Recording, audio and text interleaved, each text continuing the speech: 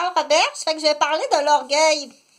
L'orgueil, je pense que ça apparaît, hein? Quelqu'un là qui est très orgueilleux, qui a touché à l'orgueil trop haut, que ce soit au niveau monétaire ou au niveau professionnel ou au niveau amoureux ou au niveau, on dit la fierté n'est pas l'orgueil mal placé, hein? Je pense que c'est ça.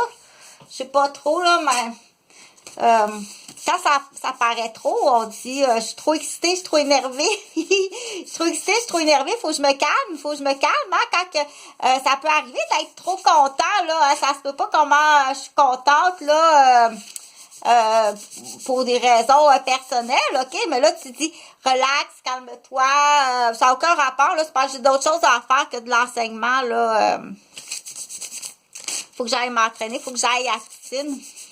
Fait que, qu'est-ce qui arrive quand on dit je suis trop content, trop énervé, trop enthousiasmé, il faut que je reste tranquille parce que ça, on dit cache ta joie, hein, ça c'est pour la joie parce qu'effectivement, on commencera pas à sauter sur les divans puis être tellement contente qu'un ami arrive, là, que commence à faire de la trampoline sur les divans, tu sais pas, ok, ça veut pas dire que l'ami, c'est un ami qui est tannant, ça veut dire qu'elle est contente beaucoup.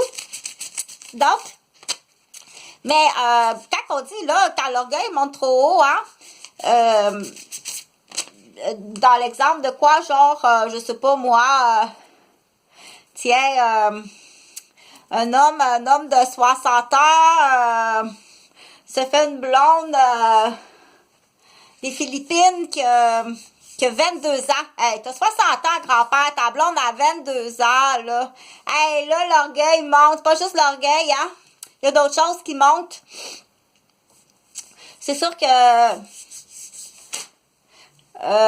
il y a des procédures, hein. Il y a des procédures à ce moment-là qu'on dit qu'il faut vérifier quand, mettons, t'as l'homme de 60 ans, 3 enfants.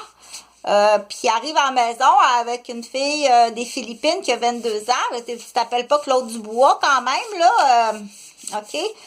Il y a comme, j'avais fait une vidéo hier du papy dans l'exemple, là, que sa fille est infirmière, puis qui a un cancer du cerveau. Tu te souviens de cette vidéo-là que j'ai fait hier? Cette histoire-là, elle est vraie.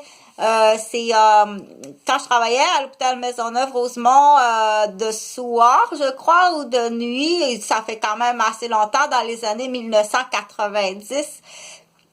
J'ai eu, je me souviens d'une collègue de travail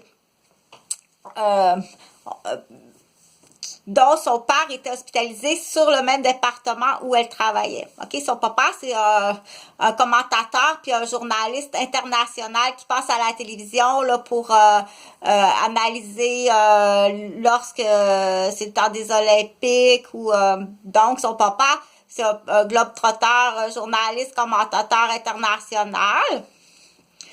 Rendu genre à 65 ans, il a un cancer du cerveau. Il est hospitalisé au 5e AB à l'hôpital Maisonneuve-Rosemont, là où sa fille travaille aussi. Donc, sa fille, elle travaille, mais de soir, avec moi.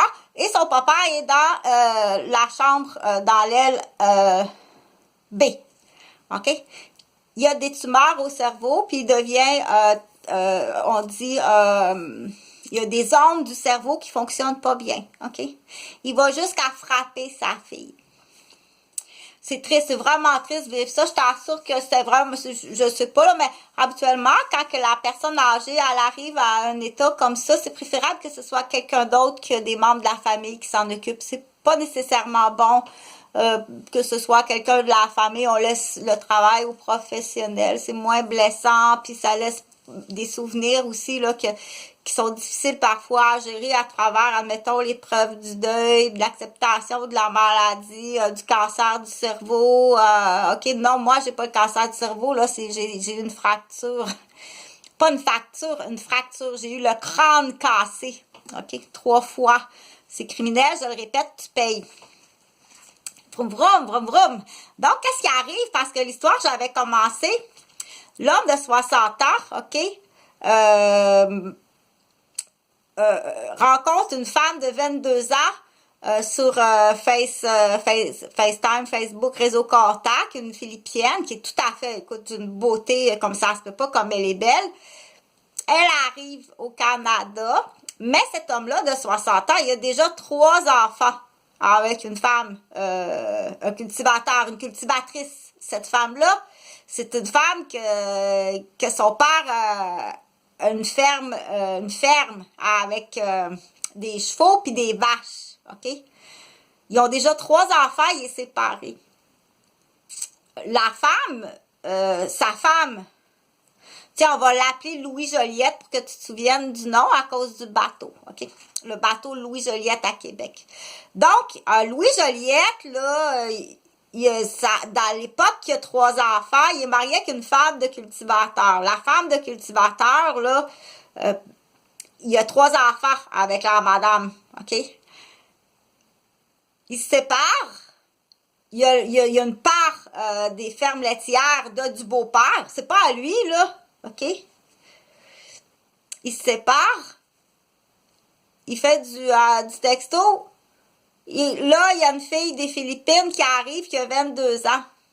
Mais Louis Joliette, là, il a 3 enfants, là, avec la fermière, la femme qui fait du lait, du bon lait Lactatia. Du bon lait qui est bon, OK? Donc, là, c'est pas un tumeur de la tête qu'il y a, Louis Joliette, là. C'est pas comme dans la même histoire qu'au 5e AB de l'hôpital Maisonneuve, là, que ça, c'est l'histoire vraie, que Chantal a travaillé. Mais l'histoire de Louis Joliette, elle est vraie aussi. Un peu modifiée. Mais elle est vraie quand même. Donc, les 3 enfants de Louis Joliette, qui sont élevés avec le grand-père de la ferme Lactatia, puis qui est bon, des bons laits à grand-papa, OK? Quand Louis Joliette se sépare, puis qu'il s'en va avec des sous de la fabrication de lait, puis qui fait immigrer une femme qui est philippienne de 22 ans. Mais en fait, c'est un enfant, 22 ans, OK? Faut pas blâmer la philippienne. Il l'a acheté finalement avec de l'argent à 22 ans, puis lui, il en a 60. OK? La question, c'est, je disais tantôt, trop content, mais l'orgueil, trop content, puis l'orgueil, puis l'orgasme, quand tu as 60 ans, est-ce que ça paraît? Ou la question, est-ce que ça paraît? Hein? Qu'est-ce que tu dois faire pour te calmer? OK? T'as l'air... de quoi t'as l'air, pépère?